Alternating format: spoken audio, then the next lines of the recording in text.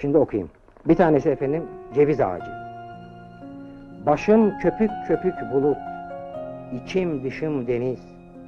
Ben bir ceviz ağacıyım Gülhane Parkı'nda.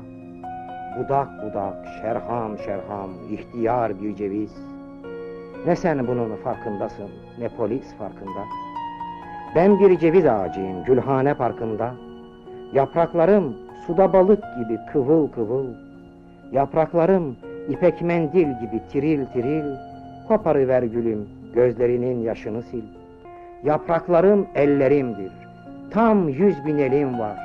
100.000 elle dokunurum sana, İstanbul'a. Yapraklarım gözlerimdir, şaşarak bakarım.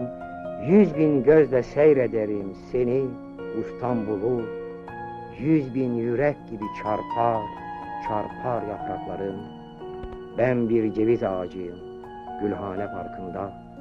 Ne sen bunun farkındasın, ne polis farkında.